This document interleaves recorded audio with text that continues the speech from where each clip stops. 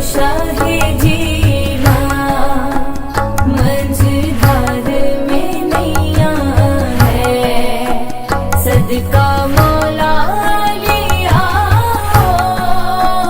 मेरी लाज बेगा जाओ।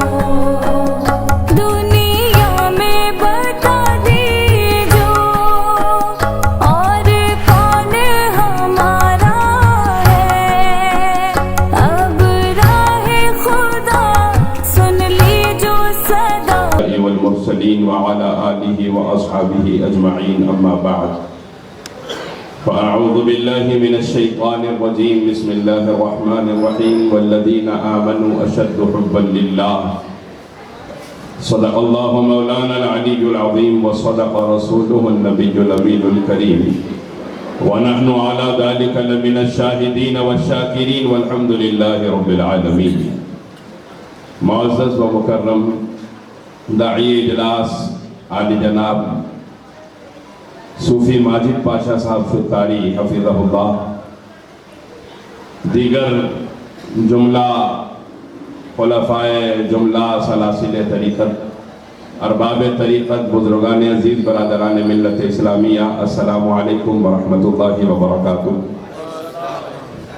حضرات، مجھ سے پہلے بڑا تفصیلی اور اصلاحی خطاب، عالمانہ اور فاضلانہ خطاب حضرت حامد حسین فتاری صاحب قبلہ مدد اللہ العالی سے آپ حضرات نے سماعت فرمایا. چند گزارشات آپ حضرات کی خدمت میں پیش کرنے کی غرض سے یہ حقیر حاضر ہے. حضرات، جشن مولود کعبہ اس محفل کا عنوان ہے. جس ذات کے تذکرے کے لیے رب کریم نے ہم غلامان احمد مختار کو جمع فرمایا ہے، وہ مولا کائنات کی ذات ایسی عظیم ذات ہے کہ آج ہم ذکر علی کر رہے ہیں. ساری دنیا میں جہاں جہاں ذکر علی ہو رہا ہے اور ذکر علی کی مجالس منعقد ہو رہی ہیں، یہ بات یاد رکھیے، یہ تمام مجالس اور تذکرے ہمارے کرنے کی وجہ سے شان حیدر کرار میں کوئی اضافہ ہونے والا نہیں ہے. ہمارے مجالس کرنے کی وجہ سے شان علی مرتضیٰ میں کوئی اضافہ ہونے والا نہیں. اور ساری دنیا اگر علی کا نام لینا چھوڑ دے تو علی کی شان میں کوئی کمی ہونے والی بھی نہیں ہے. ساری دنیا اگر ذکر علی کرنا چھوڑ دے تو علی کی شان میں کوئی کمی ہونے والی نہیں. ہمارے ذکر کرنے سے اضافہ نہیں اور ہمارے کمی نہ کرنے سے ان کی عزت میں کمی نہیں. پھر ہم ذکر کیوں کر رہے ہیں؟ ہم ذکر علی اس لیے کرتے ہیں کہ جو ذکر علی کرتا ہے، جو ذکر علی سنتا ہے، اللہ علی کے ذکر کی وجہ سے اس کی عزت میں اضافہ فرما دیتا ہے. اللہ علی کے نام کی وجہ سے اس کی شان میں اضافہ فرما دیتا ہے، اس کے مقام میں اضافہ فرما دیتا ہے. اور آپ نے دیکھا ہوگا بچوں کی غلامی جس کے مقدر میں آ گئی ہے، اللہ نے اسے کائنات میں شہنشاہ بنایا ہے.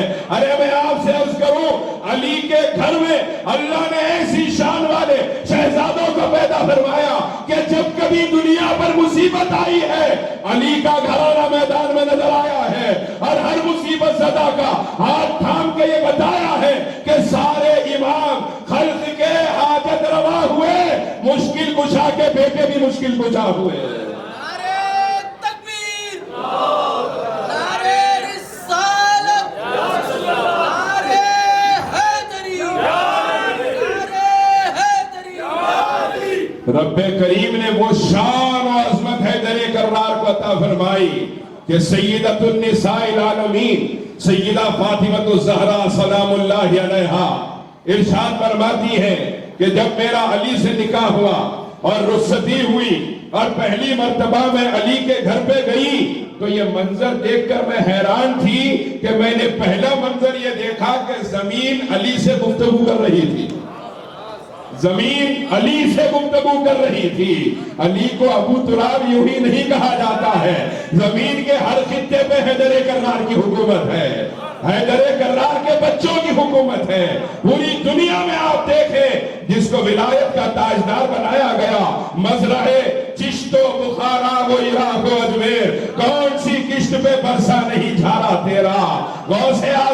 حکمرانی. پھر دوسری طرف آپ دیکھیے ہندوستان کا شہنشاہ کون ہے, ہندوستان کا بادشاہ کون ہے, ہندوستان کا تاجدار کون ہے. ارے سروے کا معاملہ اٹھا, فلاں مسجد کا سروے, فلاں مسجد کا سروے, ہوتے ہوتے اجمیر مقدس کے سروے تک بات آ گئی. سرکار غریب نواز نے دیکھا کہ ہندوستان کا مسلمان مسجدوں کی حفاظت میں ناکام ہو چکا, تو غریب نواز نے سارے معاملات کو اپنی طرف پلٹا لیا, اور پھر سپریم کورٹ کے یہ عدالت کو یہ اعلان کرنا پڑا کہ سروے نہ صرف اجمیر شریف کا کینسل ہوگا بلکہ ہندوستان کی ہر مسجد کا سروے کینسل کر دیا گیا.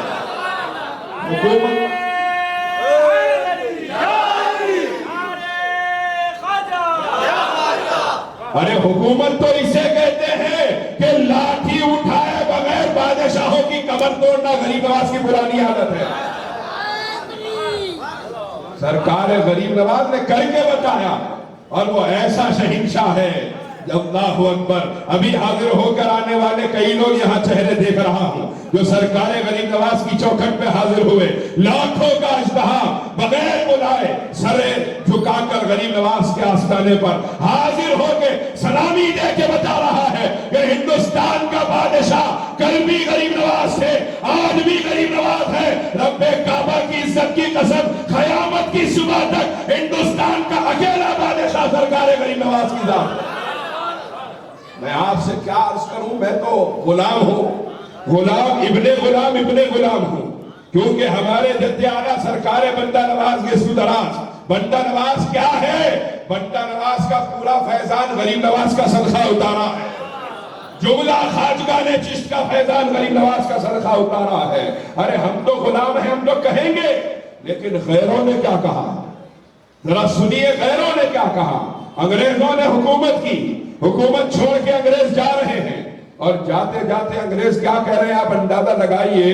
جو آخری وائسرائے تھا انگریزوں کا ہندوستان میں, جس کا نام تک کتابوں میں ماؤنٹ بیٹن لکھا ہوا ہے, وہ جب جا رہا تھا ہندوستان چھوڑ کے, اس نے ایک کتاب لکھی. اس کتاب میں لکھا بہت سالوں تک ہم نے ہندوستان میں حکومت کی, لیکن ہم نے دیکھا ہے کہ ہندوستان میں کسی راجہ کی حکومت نہیں, کسی نواب کی حکومت نہیں, کسی رجواڑے کی حکومت نہیں, کسی شہنشاہ کی حکومت نہیں. انگریزوں کا آخری وائسرائے جاتے ہوئے یہ لکھ کے جا رہا ہے, ہندوستان کو بتا کے جا رہا ہے کہ ہم نے دیکھا ہندوستان میں کسی راجہ, شہنشاہ یا نواب کی حکومت نہیں.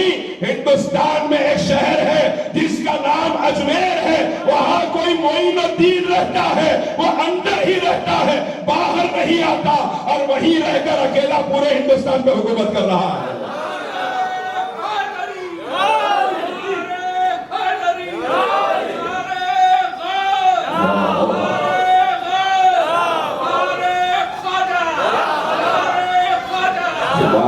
سبحان اللہ. آپ دیکھیں یہ دیوانگی بتا رہی ہے حکومت کس کی تھی, کس کی ہے اور کس کی رہے گی. کہاں اجمیر مقدس, کہاں شہر حیدرآباد, اور یہاں کے دل عاشقوں کے دھڑکتے ہیں تو حق معین یا معین کی صداؤں کے ساتھ دھڑکتے ہیں. آپ دیکھیے حیدر کرار کے شہزادوں کی شان کیا ہے. مولا علی شیر خدا, وہ شجاعت کا امام, وہ امامت کا امام, وہ امت کے تمام اکابرین کا امام, وہ ذات ہے کہ جب احد کے میدان میں تمام اعلان کر دیا گیا, کفار کی جانب سے جھوٹا پروپیگنڈا کر دیا گیا کہ رسول اللہ صلی اللہ علیہ وسلم شہید ہو گئے, جھوٹا پروپیگنڈا ہوا, صحابہ کے حوصلے پست ہو گئے.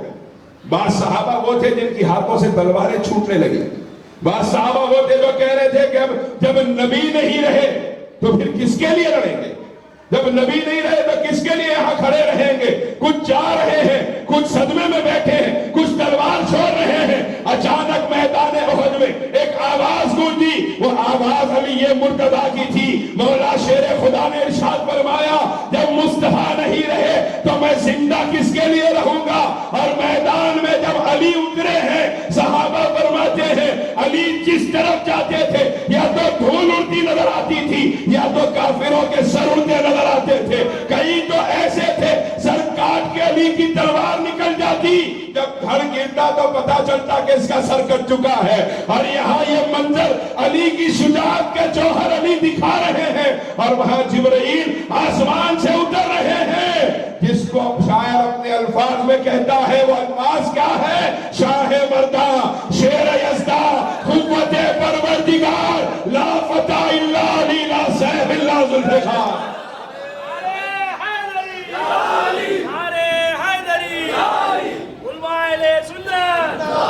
ہم تو وہ لوگ ہیں کہ شہزادے بندہ نواز، شہزادے بندہ نواز، شہزادے بندہ نواز، شہزادے بندہ نواز۔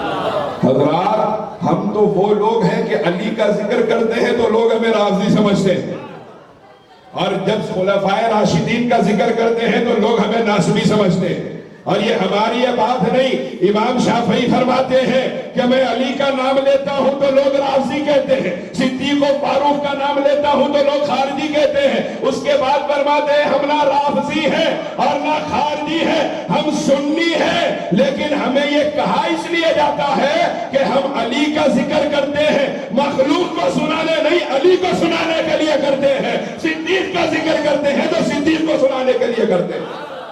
لوگوں کی واہ واہ سے ہمیں کوئی مطلب نہیں ہوتا، ہم جہاں جائیں گے اپنے عقیدے بیان کریں گے اور کھل کے بیان کریں گے۔ ہم سنی ہیں، ہمارے ایک ہاتھ میں اہل بیت کا دامن ہے تو دوسرے ہاتھ میں خلفائے راشدین کا دامن ہے۔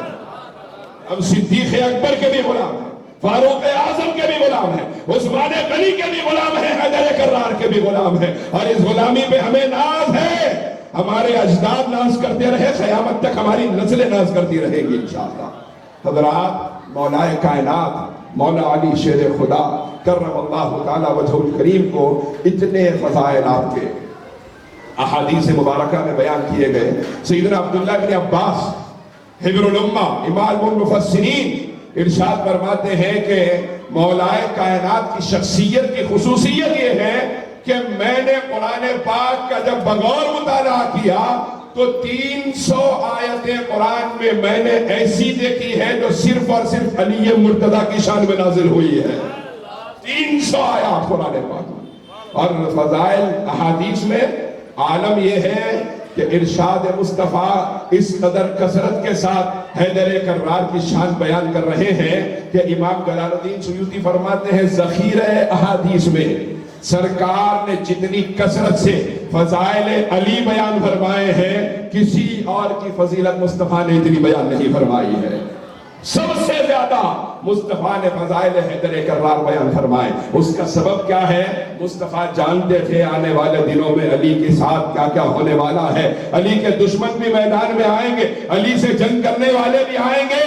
یہ بات یاد رکھیے حضرات، مولا مشکل کشا نے خود ارشاد فرمایا ہے کہ میرا نام لینا کسی بھی زمانے میں آسان نہیں ہوگا، میرا نام لینا کسی بھی زمانے میں آسان نہیں ہوگا۔ وہ تو اللہ سلامت رکھے اہل طریقت کو، کیونکہ اہل طریقت کو تو جو کچھ ملتا ہے علی کے در سے ملتا ہے، اور اہل طریقت بار بار کہیں گے ہم اسی کا گاتے ہیں جس کے در کا ہمیں کھانے کو نصیب ہو رہا ہے۔ ارے علی کیا ہے؟ حضرت مجدد الفیضانی مکتوبات امام ربانی میں اور تفسیر مظہری میں قاضی ثناء اللہ پانی پتی رحمت اللہ علیہ ارشاد فرماتے ہیں کہ اس امت میں جس کو ولایت ملی اور قیامت تک ملے گی تنہا حیدر کرار کے فیضان سے ادا کی جائے گی۔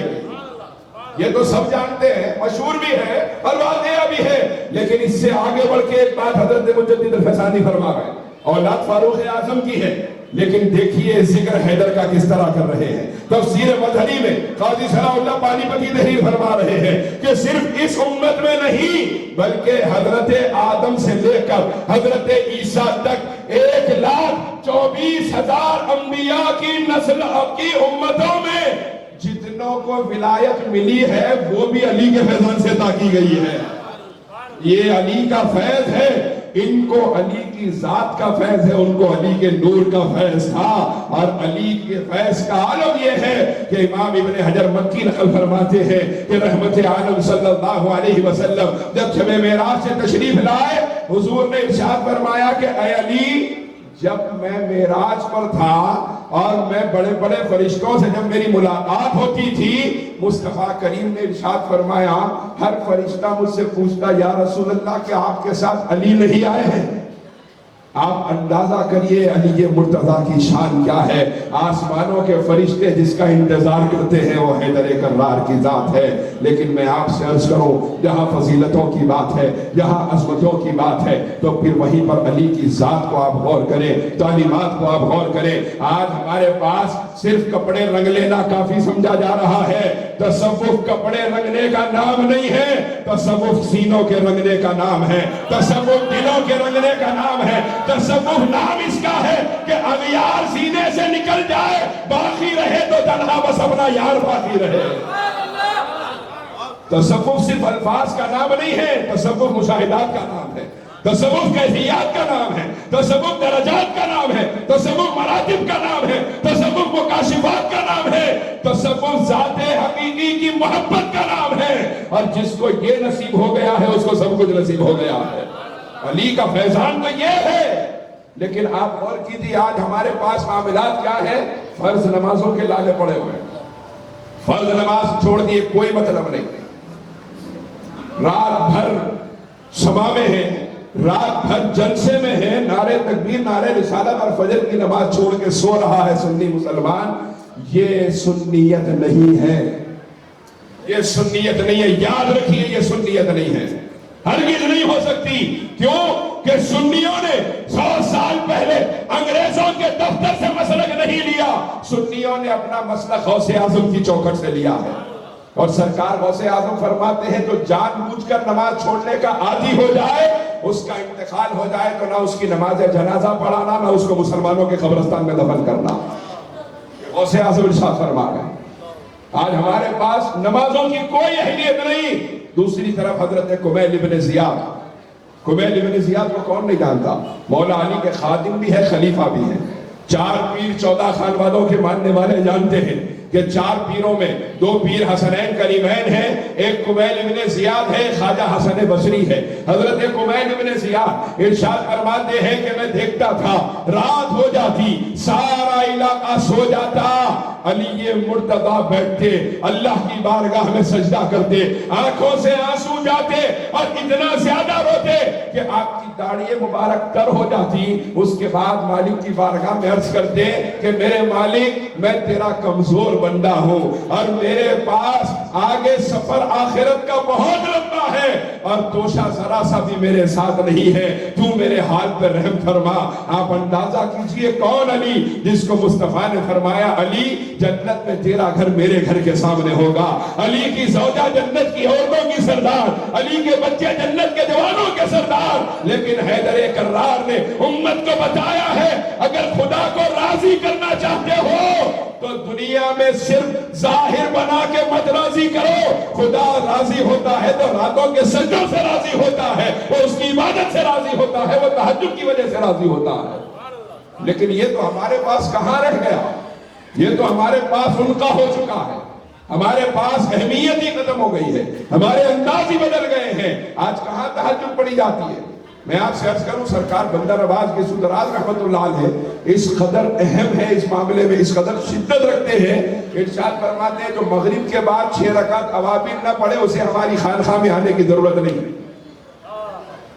آپ اندازہ کریے بزرگوں کے پاس نوافل کی کیا اہمیت ہے, کیونکہ سرکار نے فرمایا اللہ کا قرب بندے کو نوافل کے ذریعے سے حاصل ہوتا ہے, اور جب نوافل کی کثرت کی وجہ سے بندہ اللہ کے قریب ہو جاتا ہے تو اللہ ارشاد فرماتا ہے میں اس کا ہاتھ بن جاتا ہوں جس سے کام کرتا ہے, میں اس کی نظر بن جاتا ہوں جس سے وہ دیکھتا ہے, میں اس کی زبان بن جاتا ہوں جس سے وہ بات کرتا ہے, میں اس کا کان بن جاتا ہوں جس سے وہ سنا کرتا ہے. آپ حضرات اندازہ کیجئے مولا کائنات کی محبت پہ نعرے ایک طرف ہے, لیکن مولا کائنات کے راتوں کے رونے پہ عمل کرنے کی فکر کس کے اندر ہے ہمارے اندر. عہد کیجئے میں علی کا چاہنے والا, میں علی کے نام پہ جینے مرنے والا, میں علی کے بچوں پہ اپنی نسلوں کو قربان کرنے والا عاشق حیدر کرار ہوں. میں عہد کروں گا جس قدر ہو سکے نمازوں کی پابندی کروں گا, کریں گے انشاءاللہ, اور جس قدر ہو سکے تہجد کی پابندی کروں گا. ارے پیروں کی صحبت میں رہنے والے تو تہجد کے پابند ہوا کرتے ہیں.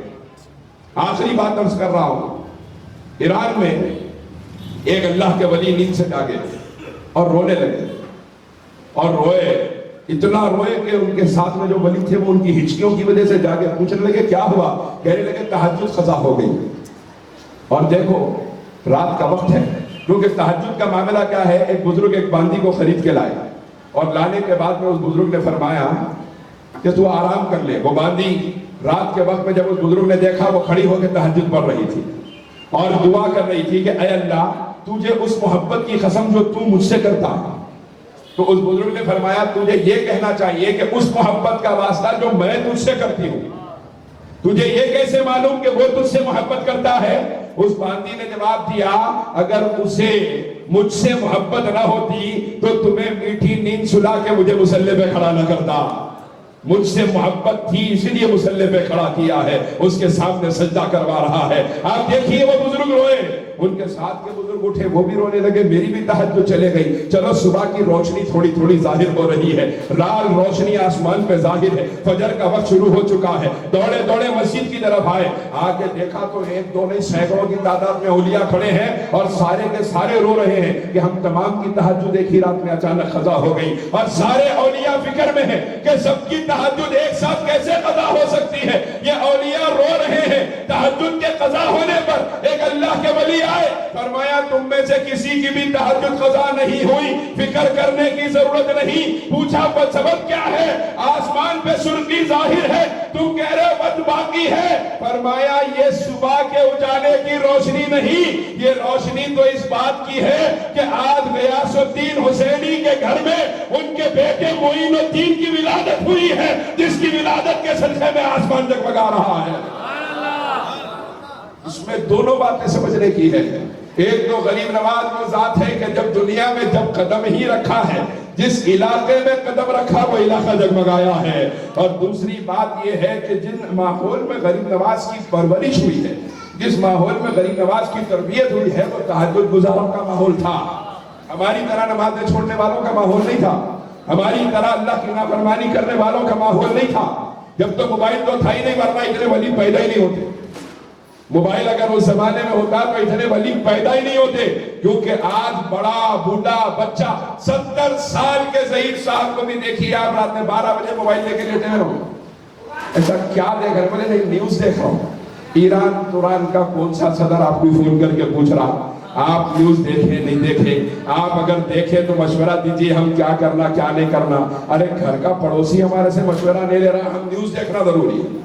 ارے ہمارے حالات یہ ہیں کہ اخبار نہیں ملا کسی کو دن بھر بے چین، اخبار نہیں دیکھا میں، کوئی نہیں پوچھ رہا آپ سے آپ اخبار پڑھے نہیں پڑھے، اخبار نہیں دیکھا دن بھر بے چین۔ ارے ایک دن اخبار نظر نہ آئے تو دن بھر بے چین رہنے والا 6 مہینے قرآن کو ہاتھ نہیں لگایا اور اس کو کوئی تکلیف نہیں ہو رہی ہے، یہ اس قوم کی نشانی نہیں ہے جس قوم نے سمندروں میں اپنے گھوڑے دوڑائے تھے، جس قوم کے بارے میں اقبال نے کہا تھا دست تو دست ہے دریا بھی نہ چھوڑے ہم نے، بحر ظلمات نے بھی دوڑا دیے گھوڑے ہم نے۔ آپ اندازہ کیجئے یہ وہ قوم ہے جو بحر ظلمات میں گھوڑے دوڑاتی تھی۔ اللہ کا کلام پڑھنے کو وقت نہیں ہے، نماز پڑھنے کو وقت نہیں ہے۔ آج تو میتی مسلمانوں کا ٹرینڈ ہے، موتا کے مسلمان، کسی کا انتقال ہو گیا جنازے میں پہنچ گئے، عصر کی نماز میں نماز جنازہ ہے، سر عصر بھی پڑھیں گے اور اس کے بعد میں نماز جنازہ بھی پڑھیں گے، جنازہ لے کے نکل گئے پھر مغرب میں غائب، جنازے کے ساتھ آیا تو نماز پڑھوں گا۔ حالات تو ایسے ہیں کہ 8-10 نوجوان اگر ٹوپی لگا کے گلی میں دکھ جائیں، لوگ جاتے جاتے پوچھ رہے کس کا انتقال ہوا، اتنے لوگ ٹوپی لگا کے ٹھہرے ہوئے۔ ٹوپی موت پہ پہننے کی چیز نہیں ہے، مصطفیٰ کی سنت ہے، زندگی بھر پہننے کی چیز ہے۔ آپ غور کیجئے کہاں سے کہاں لے گئے ہم مذہب کو کیا سمجھنے لگے ہیں، ہم مذہب سمجھنے لگے طریقت کو۔ طریقت صرف آوازوں کا نام نہیں ہے، طریقت تصوف صرف کپڑے رنگنے کا نام نہیں ہے، طریقت اپنے وجود کے رنگ لینے کا نام ہے، طریقت فنائیت کا نام ہے، طریقت محبت کا نام ہے، طریقت قربان ہو جانے کا نام ہے۔